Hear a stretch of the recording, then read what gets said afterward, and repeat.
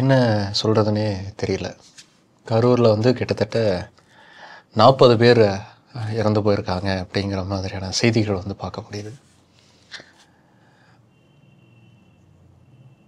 இதுக்கு யார் காரணம், என்ன பிரச்சனை அப்படிங்கிறத பார்க்குறதுக்கு முன்னாடி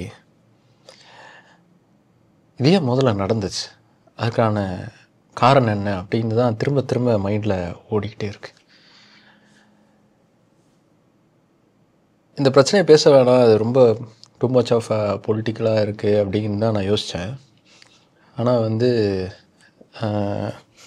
இவ்வளோ பேருடைய மரணங்களை பார்த்துட்டு பேசாமல் இருக்கிறது சரியாக இருக்காது அப்படிங்கிறதுனால தான் அவங்களோட ஷேர் பண்ணலாம் அப்படின்னு இந்த வீடியோ. இது முழுக்க முழுக்க பர்ஸ்னலாக இந்த விஷயத்தை பற்றி நான் அப்சர்வ் பண்ணியிருக்கக்கூடிய ஒரு ஒப்பீனியன் தான் அது. இப்போ ஒரு 1% நீதிபதியை நியமித்து விசாரணைங்கிறது தொடங்கியிருக்கு. அந்த விசாரணை நடந்துக்கிட்டு இருக்கு. ஒவ்வொரு தரப்புலேருந்து ஒவ்வொரு விதமான செய்திகள் வந்துக்கிட்டு இருக்கு. ஒவ்வொருத்தரை வந்து குற்றம் சுமத்திக்கிட்டு இருக்காங்க. அவங்களாம் ஒரு பக்கம் பேசிகிட்டு இருக்கட்டும். முதல்ல இந்த விஷயம் ஏன் நடந்துச்சு, இதை யார் தவிர்த்துருக்கணும் அப்படிங்கிற அந்த ஆங்கிளில் இதை முழுசாக நம்ம பார்க்கலாம். விஜய் அவர்களுடைய கரூர் பிரச்சார பயணத்தின் போது ஸ்டாம்பீட் தள்ளுமுள்ளு ஏற்பட்டு கிட்டத்தட்ட 41 பேர் இறந்துருக்காங்க. அந்த 41 பேரில் ஆண்கள், பெண்கள், குழந்தைகள் எல்லாருமே இறந்துருக்காங்க. ரொம்ப ரொம்ப சின்ன வயசு குழந்தைலாம் இறந்துருக்கு. 10 குழந்தைகளுக்கு மேலே இறந்துருக்காங்க. அதெல்லாம் பார்க்குறதுக்கே ரொம்ப கஷ்டமாக இருக்குது. இந்த சம்பவம் நடந்த அன்னைக்கு ஆஃபீஸில் இருக்கும்போது இந்த செய்தி கேள்விப்பட்டு நியூஸ் வச்சப்போ பார்க்க முடியல. அப்படி ஒரு மரண ஓலம்ங்கிறது வந்துக்கிட்டே இருந்தது. மைண்டு ஃபுல்லாக அதுதான் திரும்ப திரும்ப திரும்ப திரும்ப கேட்டுட்டு இருந்தேன். நான் முடிஞ்ச அளவுக்கு இந்த செய்திகளை அவாய்ட் பண்ணணும், அதை கேட்க முடியல அப்படின்னே யோசிச்சுட்டு இருந்தேன். திரும்ப திரும்ப அந்த செய்திகளாகட்டும், அந்த மரண ஓலமாகட்டும், அதுலேருந்து வெளியிலே வர முடியல. இந்த சம்பவம் நடந்தது எதனால் அப்படிங்கிறத கேட்கும்போது, யோசிக்கும்போது ஒரு விஷயம் மட்டும் தோணுது. நாம் வந்து இன்னும் கொஞ்சம் பக்குவப்படலை அப்படிங்கிறது மட்டும் தெரியுது. இன்னும் கொஞ்சம் இல்லை, நிறையவே பக்குவப்படலை. அது நான் கடைசியாக வரேன் அந்த விஷயத்துக்கு. முதல்ல இதில் யார் யாருடைய தவறுகள் இருக்குது அப்படிங்கிறத ஒவ்வொன்றா நம்ம பார்க்கலாம். இதை நான் சொல்கிறதுக்கு முன்னாடி நான் ஒரு விஷயம் தெளிவுபடுத்தணும்னு நினைக்கிறேன். எமோஷன்ஸை ஓரம் வச்சுட்டு, நம்ம யாரை சார்ந்திருக்கோம், எந்த கட்சியை சார்ந்திருக்கோம், யாரை பிடிக்கும், இதெல்லாம் ஓரம் வச்சுட்டு, இறந்து போன மனித உயிர்கள், ப்ரெஷியஸான சோல்ஸ், அவங்கள மைண்டில் ஏற்றிக்கிட்டு எமோஷன்ஸை ஓரம் வச்சுட்டு ப்ராக்டிக்கலாக நம்ம இதை அனலைஸ் பண்ணலாம். எங்கெங்கே நம்ம மிஸ்டேக்ஸ் பண்ணியிருக்கோம், நம்ம எதை தவிர்த்துருக்கலாம் அப்படின்னு எல்லாருமே உட்காந்து யோசிப்போம். அப்படி ஒரு முயற்சி தான் இது. ஏன்னா தொடர்ந்து இதை பற்றி எல்லாருமே ஒவ்வொரு விதமாக பேசிக்கிட்டே இருக்காங்க, இதை எக்ஸ்ப்ளாய்ட் பண்ணிட்டே இருக்காங்க. அது மாதிரி நாமளும் பண்ண வேணாம். இதை எப்படி தவிர்த்துருக்கலாம் அப்படிங்கிறத மட்டும் நம்ம பார்க்கலாம். முதல்ல ஸ்டாம்பீட் அப்படிங்கிறது என்ன?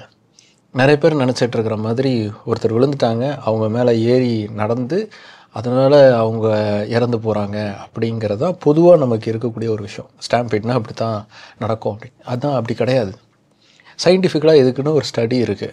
இவ்வளோ பெரிய குரூப்பெல்லாம் ஹேண்டில் பண்ணுறதுக்கு, அவங்கள ஆர்கனைஸ் பண்ணுறதுக்குன்னே நிறைய தியரிஸ் இருக்குது. இதுக்குன்னே ப்ரொஃபஷனல்ஸே இருக்காங்க. இப்படி இவ்வளோ பெரிய க்ரௌடை ஹேண்டில் பண்ணுறது எப்படி அப்படின்னு அனலைஸ் பண்ணக்கூடிய ப்ரொஃபஷனல்ஸ் இருக்காங்க.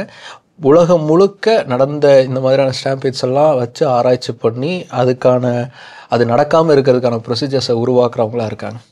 ஸோ இந்த ஸ்டாம்பீடுங்கிறது என்ன? வழக்கமாக ஒரு பெரும் கூட்டம் சேரும்போது 2 வகையில் வந்து நமக்கு வந்து இந்த மாதிரியான ஒரு இழப்புகள் ஏற்படும். ஒன்று வந்து யூனி டைரக்ஷனல், இன்னொன்று வந்து ஆம்னி டைரக்ஷனல், ஆப்போசிட் டைரக்ஷனல்னு சொல்லலாம். 2 குரூப் வந்து ஒருத்தருக்கு ஒருத்தர் நேரடியாக மோதி அதனால் ஏற்படக்கூடிய தள்ளுமுள்ளுனால் விபத்து ஏற்பட்டு மரணங்கள் நிகழ்கிறது. இன்னொன்று வந்து யூனி டைரக்ஷனலாக எல்லாரும் ஒரு பக்கமாக நோக்கி நகரும்போது அதனால் உயிரிழப்புகள் ஏற்படுறது. விஜயுடைய இந்த பிரச்சாரத்தின் அப்போது நடந்த அந்த துயர சம்பவம் இந்த யூனி டைரக்ஷனல்னால தான் நடந்திருக்கு. எல்லோரும் விஜயை நோக்கி நகர்ந்திருக்காங்க, அதனால் இந்த இழப்பு ஏற்பட்டிருக்கு. இது எப்படி நடக்கும் அப்படின்னா, ஒரு ஸ்கொயர் மீட்டருக்கு 10 பேருக்கு மேலே இருக்காங்கன்னு வச்சுக்கோங்களேன். அப்போது அது வந்து ஹை டென்சிட்டி க்ரௌட் அப்படின்னு அர்த்தம். 6 பேருக்கு மேலே, 10 பேர் கூட இல்லை, 6 பேருக்கு மேலே இருந்தாலே ஹை டென்சிட்டி க்ரௌட் அப்படின்னு சொல்லுவாங்க. இந்த ஹை டென்சிட்டி க்ரௌடு வந்துட்டாங்கன்னா ரொம்ப பெரிய கண்ட்ரோல் இல்லாத க்ரௌடாக இருப்பாங்க. நம்மளால் வெளியிலேயே வர முடியாத அளவுக்கான சூழல் வரும். அந்த ஹை டென்சிட்டி க்ரௌடு அப்போது என்ன நடக்கும் அப்படின்னா, நமக்கு மூச்சு திணறும், நம்மளுடைய ரிப்ஸ்லாம் இருக்குல்ல, நம்மளால் நகர முடியாது, நம்ம உடம்பே ஸ்க்யூஸ் ஆயிரும், மூச்சு விட முடியாது, அதிக உஷ்ணத்தை நம்ம உணர்வோம், வேர்த்து ஊற்றும், டீஹைட்ரேஷன் ஏற்படும். அதனால் நம்மளை நாம் இழந்துறதுக்கான வாய்ப்புகள் இருக்குது. அதுலேயும் பலவீனமானவங்களாக இருக்கும்போது, குழந்தைகள் மாதிரியான ரொம்ப ரொம்ப வீக்கான பாடிஸாக இருக்கிறவங்களுக்கு உடனே மரணம் நிகழ்கிறதுக்கான வாய்ப்புகள் இருக்குது. சிம்பிளாக சொல்லணும் அப்படின்னா, ஒரு கூட்டத்தில் உங்களால் உங்களுடைய கையவே தூக்க முடியல, உங்கள் முகத்தை உங்களால் தொட முடியல, அந்தளவுக்கு கை கீழே மாட்டிக்கிட்டு இருக்கு அப்படின்னா, நீங்கள் வந்து இந்த மாதிரியான ஹை டென்சிட்டி க்ரௌடில் மாட்டிக்கிட்டு இருக்கீங்க, இமீடியட்டாக அதை விட்டு வெளியில் வாங்க அப்படின்னு தான் இந்த மாதிரி ஹை டென்சிட்டி க்ரௌடை பற்றி அவேர்னஸை க்ரியேட் பண்ணுறவங்க சொல்லக்கூடிய விஷயம். விஜயுடைய பிரச்சாரத்தில் அதான் நடந்திருக்கு. அது எப்படி நடந்துச்சு அப்படிங்கிறத ஒரு சிம்பிளாக ஒரு சில இதில் பார்த்துடலாம், அப்போ தான் உங்களுக்கு புரியும். அது விஜய் வந்து ஏற்கனவே நாமக்கல்லேருந்து கிளம்பி கரூருக்கு வராரு. அவர் வரும்போதே மணி 7:30 மணி ஆயிருக்கு சாயந்தரம். ஆல்ரெடி உள்ள அந்த அந்த இடத்துலையே டைட் பேக்டாக வந்து க்ரௌடு இருந்திருக்காங்க. ஸோ விஜய் உள்ளே வராருங்கிறனால அந்த வண்டி உள்ளே வர்றதுக்காக கூட்டம் வந்து இன்னும் நகர்ந்துருக்கு, அதிலே இன்னும் ஸ்க்யூஸ் ஆகிருக்காங்க, நடுவில் இருக்கிறவங்க மாட்டியிருப்பாங்க. விஜய் கூட இன்னும் கொஞ்சம் க்ரௌடு வந்திருக்குங்க, இது நாமக்கல்லேருந்து இன்னும் கொஞ்சம் க்ரௌடு வந்து அவர் ஃபாலோ பண்ணிட்டு வந்திருக்காங்க. அவங்களும் இது இப்படி ஒன்று டைட்டாக அங்கே மாட்டிக்கிட்டு இருக்காங்கன்னே தெரியாமல் அவங்களும் உள்ளே நகர்ந்துருக்காங்க. ஸோ இன்னும் க்ரௌடு வந்து உள்ளே சேர்ந்துருக்கு. அப்புறம் விஜய் வந்திருக்காருன்னொன்னே அவர் இன்னும் கிட்டக்க போய் பார்க்கணுன்னு பின்னாடியிலேருந்து இன்னும் முண்டி அடிச்சுட்டு வந்திருக்காங்க. அப்போ இன்னும் டைட் ஸ்க்யூஸுங்கிறது நடந்திருக்கு. நடுவில் சிக்கினவங்கள்லாம் இப்படிப்பட்ட இழப்புகளை சந்திச்சிருக்காங்க, உயிரை இழந்திருக்காங்க. இன்னும் நிறைய பேர் வந்து ஹாஸ்பிட்டலில் இருக்காங்க, ரொம்ப கிரிட்டிக்கலான சுச்சுவேஷனில் இருக்காங்க அப்படிங்கிற மாதிரியான செய்திகள்லாம் வருது. பொறுத்திருந்தால் பார்க்கணும், சீக்கிரம் குணமாயிரும் அப்படின்னு இயற்கையவே நம்ம நினச்சிப்போம். இந்த சம்பவம் நடக்கிறதுக்கு யாரெல்லாம் காரணம் அப்படிங்கிறதுக்கு ஒவ்வொருத்தரை வந்து சொல்லிக்கிட்டு இருக்காங்க, பழி போட்டுக்கிட்டு இருக்காங்க. நான் பழி போடணுங்கிற ஆங்கிளில் நான் சொல்லலை, தெரிந்தோ தெரியாமலோ ஒரு மிஸ்டேக்ஸ் வந்து பண்ணியிருப்போம். தவறுகளில் இருந்து நம்ம கற்றுக்கிட்டு நம்ம திருத்திக்கிட்டால் தான் அந்த மாதிரியான ஒரு விஷயம் நடக்காது அப்படிங்கிறதுக்கான ஒரு பெர்ஸ்பெக்டிவில் தான் நான் இந்த கருத்தெல்லாம் முன் வைக்கிறேன். ஸோ அப்படி எங்கெங்கே தவறு நடந்திருக்கு அப்படிங்கிறதுல நான் ஒரு 3 பேர்கிட்ட இந்த தவறு நடந்திருக்கு அப்படிங்கிற ஆங்கிளில் பார்க்குறேன். ஒன்று வந்து தாவேகா அமைப்பும் சரி, அதனுடைய தலைவர் விஜய் அவர்களும் சரி, நிறைய மிஸ்டேக்ஸ் பண்ணியிருக்காங்க. நிறைய பேர் வந்து தொடர்ந்து வந்து அவர் ரொம்ப லேட்டாக கிளம்புனார், 8 மணிக்கு மாநாடுக்கு வந்து 8 மணிக்கு தான் இங்கேருந்தே கிளம்புனார், அதனால் வந்து அவருக்கு வந்து பெரிய மக்கள் திரள் கூடி அதனால் வந்து பெரிய இழப்புகள் ஏற்பட்டுருச்சுங்கிற மாதிரி தொடர்ந்து சொல்லிகிட்டு இருக்காங்க. நான் அந்த கருத்தை வந்து நான் ஏற்றுக்க மாட்டேன். ஏன்னா வந்து தொடர்ந்து எல்லா கட்சிகளுடைய மீட்டிங்னாலும் சரி, பேரணினாலும் சரி, அந்த முக்கியமான தலைவர் வர்றதுக்கு முன்னாடியே க்ரௌடை வந்து சேர்ப்பாங்க, நிற்க வைப்பாங்க. அதுக்கப்புறமா தான் அவரே வருவார். 6 மணி நேரம் 5 மணி நேரம் டிலேயில் தான் எல்லாருமே வருவாங்க. இந்தியாவில் அப்படி தான் இருந்திருக்கு, கிட்டத்தட்ட உலகம் முழுக்கமே அப்படி தான் இருக்காங்கன்னு நினைக்கிறேன். அதுலேயும் குறிப்பாக இந்தியா ரொம்ப ரொம்ப மோசம்.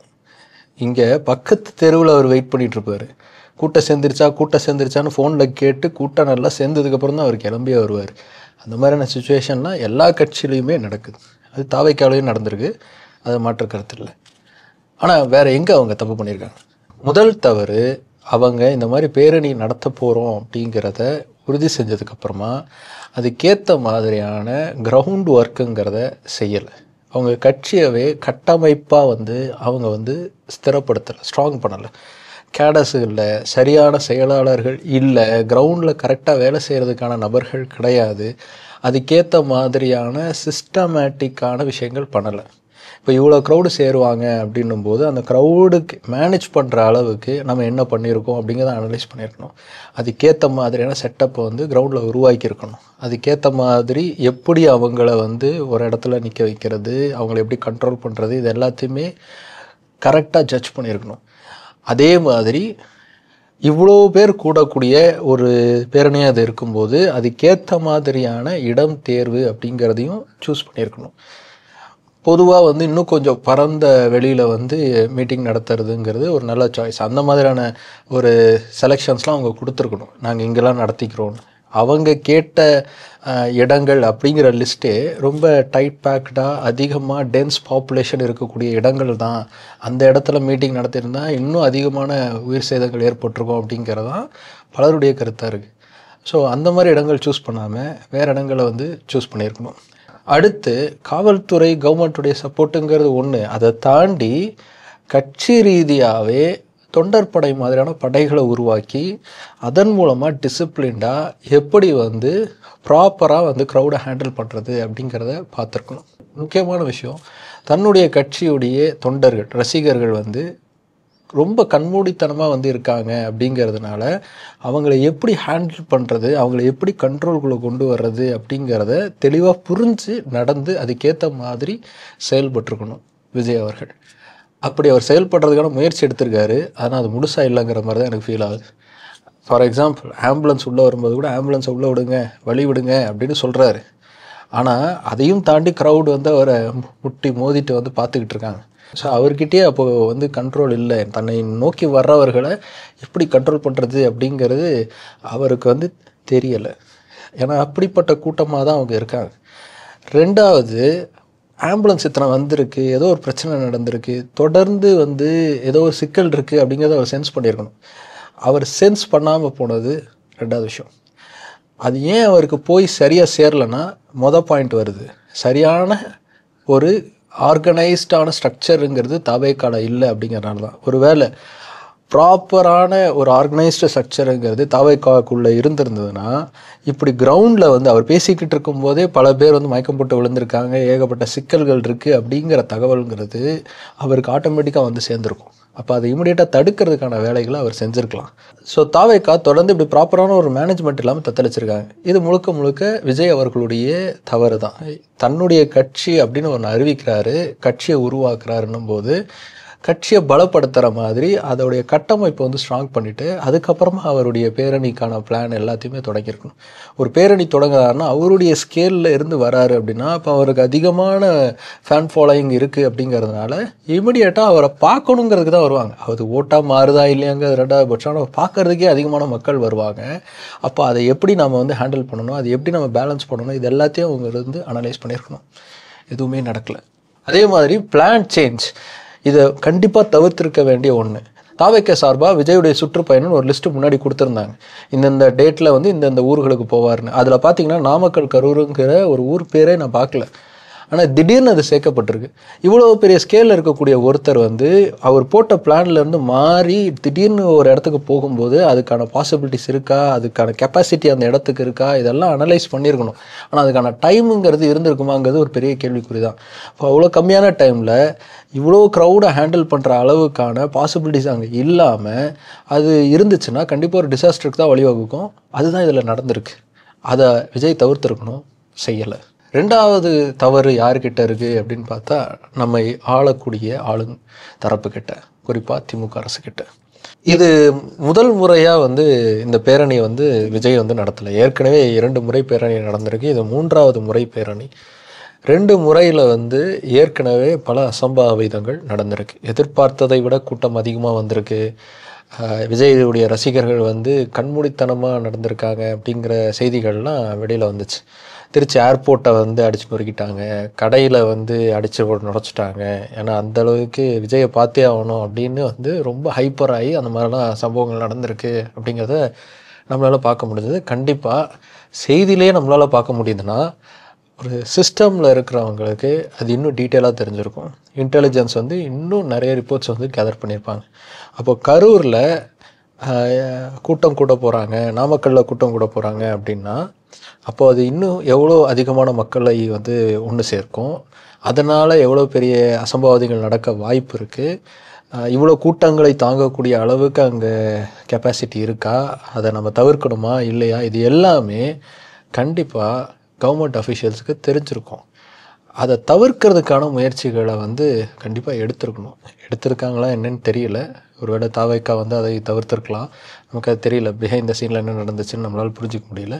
ஆனால் ஆஸ் அ பப்ளிக்காக வந்து நமக்கு வந்து அது ஓப்பனாக தெரியல. கவர்மெண்ட் வந்து இல்லை இது நடக்கிறது வந்து அங்கே நடத்துனீங்கன்னா பெரிய அளவுக்கு இழப்புகள் ஏற்படும் அப்படிங்கிறத எக்ஸ்பிளைன் பண்ணியிருக்கலாம், எக்ஸ்பிளைன் பண்ண முயற்சி செஞ்சுருக்கலாம். அதெல்லாம் நடந்த மாதிரி எனக்கு தெரியலை. ஏன்னா ஒரு கட்சி வந்து ஒரு மீட்டிங் நடத்துது அப்படின்னாலும் பாதிக்கப்பட போகிறது மக்கள். அப்போது மக்களுடைய உயிர் முக்கியம். அப்போ மக்களுடைய உயிரை பாதுகாக்கிறதுக்கான விஷயங்கள் நாம் என்ன பண்ணணும் அப்படிங்கிறதுக்கான முயற்சிகள் வந்து எடுக்கப்பட்டிருக்கணும். இதுக்கு முன்னாடியே வந்து அவங்க வந்து இதெல்லாம் சொல்லி பெரிய இழப்புகளை ஏற்படுத்தும், அதனால் நீங்கள் வந்து இந்த மாதிரி பேரணிகளை வேறு மாதிரி ட்ரீட் பண்ணுங்கள் அப்படின்னு கைட் பண்ணி அதை வந்து விஜயும் தாவேக்காவும் தவிர்த்தாங்க அப்படின்னா அப்போது வந்து நம்ம வந்து கேள்வி கேட்கலாம், நீங்கள் தானே இதுக்கு காரணம் அப்படின்னு.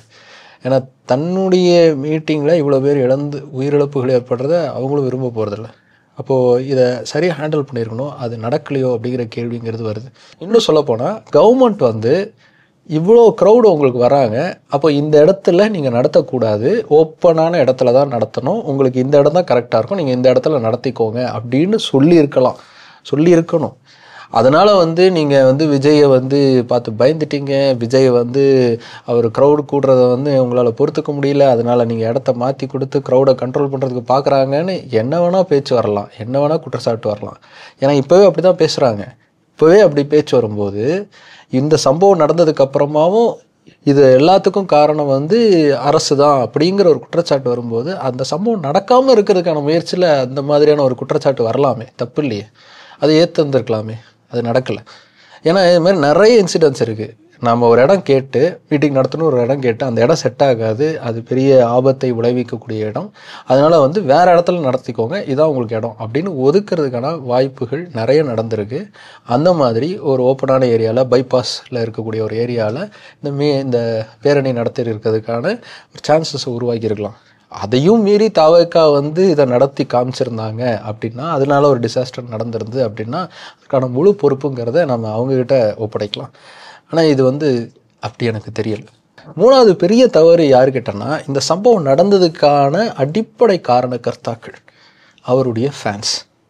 சுத்த பைத்தியக்காரத்தனமான ஃபேன்ஸாக தான் இவங்க இருக்காங்க. எதுக்கு நாம் ஓடுறோம், ஏன் இவர் மேலே இவ்வளோ க்ரேஸாக இருக்குங்கிற புரிதலுங்கிறதே இல்லை. அவருடைய பஸ்ஸுக்கு பின்னாடி போகிறாங்க, அதில் ஆக்சிடெண்ட் ஆகி கீழே விழுறாங்க, கடைகளில் ஏறி கடைகளை உடைக்கிறாங்க, எவ்வளோ கஷ்டப்பட்டு அந்த கடையெல்லாம் கட்டியிருப்பாங்க, அதை உடைக்கிறாங்க. ஒரு ஸ்கூல் மேலே ஏறி அந்த ஸ்கூலுடைய டாய்லெட்டை உடச்சிட்டாங்க, அந்த ஷெட்டெல்லாம் உடஞ்சி கீழே விழுந்து அந்த டாய்லெட்டை யூஸ் பண்ண முடியாத அளவுக்கு நிலமை வந்திருக்கு லாஸ்ட் பேரணியில். இந்த மாதிரி பைத்தியக்காரத்தனமாக டிரான்ஸ்ஃபார்மரில் ஏறுறது, மரத்து மேலே ஏறுறது, இது மாதிரிலாம் ஏறி பார்க்குறது, இது மாதிரி க்ரேஸியாக இருக்கிறவங்க கூட நிற்கிறவங்கள பற்றி கவலைப்படுவாங்கன்னு நினைக்கிறீங்களா? ஒரு நெருக்கடியான ஒரு சூழல் வருது, இந்த நெருக்கடியான சூழல் வரும்போது ஐயோ இப்போ நாலு பேர் மயங்கி விழுந்துட்டுருக்காங்க, அவங்கள காப்பாற்றணும், அதுக்கு என்ன பண்ணலாம் அப்படிங்கிற சிந்தனையே இல்லாமல் அது எப்படியாவது போட்டோம், நாம் எப்படியாவது விஜயை போய் பார்த்துடணும், ஒரு செல்ஃபி எடுத்துடணுங்கிற ஒரு மோகத்திலே அலைஞ்சாங்கன்னா எப்படி அது? ஸோ இப்படி இருக்காங்கல்ல, இந்த மாதிரி ஒரு டக்குன்னு தப்பான வார்த்தைகள் வருது, கோபமான வார்த்தைகள் வருது. பட் டிப்ளமேட்டிக்காக சொல்லணுன்னா, சுத்தமாக வந்து மூளையே இல்லாமல் இருக்கிற இந்த மாதிரியான பசங்களால், நபர்களால் தான் இவ்வளோ பெரிய இழப்பு அப்படிங்கிறதே ஏற்பட்டிருக்கு. இதில் குழந்தைகளோடு போனவங்க, விஜய் எப்படியா பார்த்தாகணும்னு வீட்டில் இருந்து கிளம்பி போன பெண்கள், இவங்கெல்லாம் போனது வந்து விஜயை பார்க்கணுன்னு போயிருக்காங்க. இவ்வளோ கூட்டத்துக்கு நடுவில் அவங்க போயிருக்கிறத வந்து தவிர்த்துக்கலாம், இதெல்லாம் ரெண்டாவது பட்சம். ஆனால் அப்படி வந்தவங்க, குழந்தைகளோடு வந்தவங்களை பத்திரமாக பாதுகாத்து அவங்க சேஃபாக வீடு போய் சேர்ற வரைக்கும் பாதுகாத்திருக்க வேண்டியது யாருன்னா விஜயுடைய இந்த ரசிகர்கள். ஆனால் அவங்க அதை செய்யலை. ஏன்னா அந்த ரசிகர் மனநிலையில் விஜய்ங்கிற ஒரு முகம் மட்டும்தான் அவங்களுக்கு தெரிஞ்சிருக்கு, கண்ணை கட்டிக்கிட்டு மீதி யாரையுமே அவங்க கவனிக்கலைங்கிறது அதிலேருந்து தெரியுது. ஒரு விஜய் படம் வந்ததுன்னா எப்படி தேட்டரை உடச்சிட்டு போவாங்க, ரோஹிணி தேட்டர்லாம் அப்படியே அடிச்சு நொறுக்குனாங்கன்னு வீடியோ பார்த்துருப்போம்ல, அவங்களுக்குலாம் விஜய் தான் முக்கியம், மற்ற எதை பற்றியும் அவங்களுக்கு கவலையே இல்லைங்கிற மாதிரி தான் இருக்காங்க. அதனால தான் ஃபேமிலியாக யாராவது படம் பார்க்க அந்த டைமில் வந்திருந்தாங்கன்னா அவங்க நிலமும் இதே மாதிரியான நிலமை தான் இருந்திருக்கும். அதுதான் எங்கேயும் நடந்திருக்கு.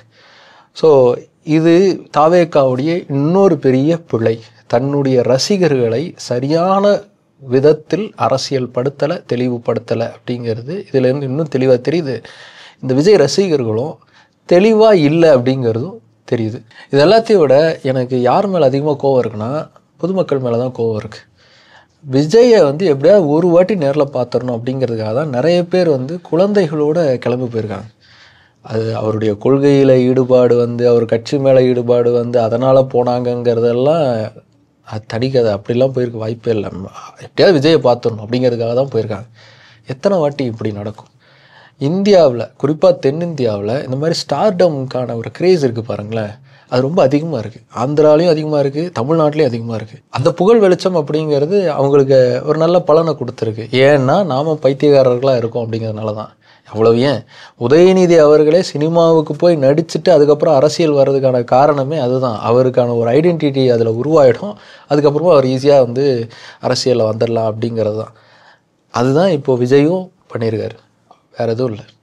ஸோ இதில் இந்த நடிகர்களுக்கான மோகம் இருக்குல்ல, எப்படியாவது நம்ம பார்த்துடணும் அப்படின்னு ஓடி வர கூட்டம் இருக்குல்ல, இது என்னைக்கு இது மாறும்னே நமக்கு தெரியல. இது விஜய்னு இல்லை, யார் வந்தாலும் சரி. நயன்தாரா ஏதாவது ஒரு நகைக்கடையை திறந்து வைக்கிறதா இருந்தாலும் அவ்வளோ கூட்டம் வருது. ஒரு சாதாரண ஒரு இன்ஃப்ளூயன்சர் வர்றாரு அப்படின்னாலுமே அவ்வளோ கூட்டம் வருது. உங்களுக்கு ஒருத்தர் பிடிச்சிருக்கு அப்படின்னா என்ஜாய் பண்ணுங்கள். வராரா, வந்துட்டு போட்டோம், முடித்தா நேரில் போகும்போது பார்க்கலாம், அவ்வளோதான், முடிஞ்சிருச்சு.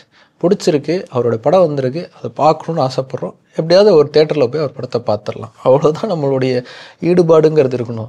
அதை தாண்டி அவரை அவ்வளோ க்ரேஸாக யோசித்து அவங்கள போய் எப்படியாவது பார்த்தே ஆகணும்னு அடித்து பிடிச்சி முண்டி அடிச்சுக்கிட்டு போகிற இந்த ஸ்டார்டம் பைத்தியக்காரத்தனம்ங்கிறது ஏன் இருக்குன்னே எனக்கு தெரியல. ஏன்னா இதுக்கு போனவங்க அத்தனை பேருமே நல்லா படித்தவங்க, நல்ல வேலையில் இருக்கிறவங்க. அவங்க தான் அவங்களுடைய குழந்தைகளெல்லாம் கூட்டிக்கிட்டு போயிருக்காங்க, இவ்வளோ பெரிய இழப்புகளை சந்திச்சிருக்காங்க. ஏன் இதுக்கு நம்ம இவ்வளோ பெரிய விலையை ஏன் கொடுக்கணும்? மனசுக்கு பிடிச்ச நடிகர்கள்னால் மனசுக்கு பிடிச்சவங்க அப்படின்னு அந்த மனசுக்கு பக்கத்துலேயே வச்சுக்கோங்க. அதை தாண்டி நம்ம போகணுன்னு வச்சுக்கோங்களேன், மரணம் தான் நமக்கு நெருக்கத்தில் இருக்கும் அப்படிங்கிறதுக்கு இந்த சம்பவம் ரொம்ப பெரிய உதாரணம். அவ்வளோதான். இன்றைக்கி இந்த சம்பவத்தை வச்சு கிட்டத்தட்ட அனைத்து பிரதான கட்சிகளும் அறுவடை எப்படி பண்ணலாங்கிறது தான் கால்குலேஷனாக இருக்குது. பிஜேபி வந்து இதிலேருந்து எப்படி லாபம் பார்க்கலான்னு நினைக்கிறாங்க. காங்கிரஸும் அதே மாதிரியான பிளானில் தான் இருக்காங்க. ஜோதிமணி அவர்கள் வந்து ஓடிக்கிட்டு இருக்கிற வீடியோலாம் வந்துச்சு, ஏன் அது வந்துச்சுன்னு எனக்கு தெரியலை. அதேமாதிரி திமுகவை பார்த்திங்கனாலும் அதே மாதிரியான விஷயங்களை தான் செய்கிறாங்க. அமைச்சர்கள்லாம் போய் பார்த்து அழுது கண்ணீர் விடுற மாதிரியான வீடியோலாம் வருது. அவ்வளோ ட்ராமேட்டிக்காக ஏன் நடக்குதுன்னுங்கிறதும் புரியலை. ஒரு சில தலைவர்கள் வந்து ரொம்ப சரியாக இதை டிப்ளமேட்டிக் ஹேண்டில் பண்ண மாதிரி இருக்குது. குறிப்பாக வந்து எதிர்க்கட்சி தலைவராக இருக்கக்கூடிய திரு எடப்பாடி வந்து இந்த சமயத்தில் மக்கள் பக்கத்தில் தான் நிற்கணும் அப்படின்னு பேசியிருந்தார். அதே மாதிரி தான் சீமான் அவர்களுடைய கருத்து இருந்தது. ஸோ மக்கள் பாதிக்கப்பட்டிருக்காங்க, அவங்களுடைய நலன் சார்ந்து நம்ம யோசிக்கணும்னு அவங்க யோசிக்கிறது உண்மையிலேயே ரொம்ப நல்ல விஷயம், கண்டிப்பாக அப்ரிஷியேட் பண்ண வேண்டிய ஒரு விஷயம். ஆனால் இது எல்லாத்தையும் நம்ம பார்க்குறோம்ல, இதுலேருந்து ஒரு விஷயம் நம்ம தெளிவாக புரிஞ்சுக்கணும். இவங்க அத்தனை பேருக்குமே நாம் வெறும் ஓட்டு தான், நம்மளை ஒரு ஓட்டு எண்ணிக்கையில் தான் அவங்க பார்ப்பாங்க. அப்போ அந்த ஓட்டு எண்ணிக்கையில் தான் நம்மளை பார்க்குறாங்கன்னா நாம் நம்மளுடைய உயிரை பாதுகாத்துக்க வேண்டியது நம்ம கையில் தான் இருக்குது. ஏன்னா நம்ம ஃபேமிலிக்கு நாம் முக்கியம். நாம் சரியாக நம்மளை பார்த்துக்கிட்டு நாம் தெளிவாக நடந்துக்கிட்டோம் அப்படின்னா இந்த மாதிரியான ட்ராஜடி நடக்காது. ஏன்னா நம்மளை பார்த்துக்கிறதுக்கு இங்கே யாரும் இல்லை, நாம் மட்டும்தான் இருக்கும். சரி, ஓகே பிக் பஸ், இதுக்கு மேலே இதில் என்ன பேசுறதுன்னு எனக்கு தெரியல. என்னுடைய ஒப்பீனியன் நான் முன் வச்சுட்டேன், அவ்வளோதான். ஒருவேளை நான் பேசுகிறது வந்து தப்பாக இருந்துச்சு, மனசு புண்படும்படியாக இருந்துச்சு, இல்லை சரியானபடி சொல்லலை அப்படின்னா தயவு செஞ்சு தப்பாக எடுத்துக்காதீங்க, மன்னிச்சிடுங்க. உள்ளே இருக்கக்கூடிய ஆதங்கத்தோடு நான் அது பேசிட்டேன், அவ்வளோதான். சரி, ஓகே, பார்க்கலாம்.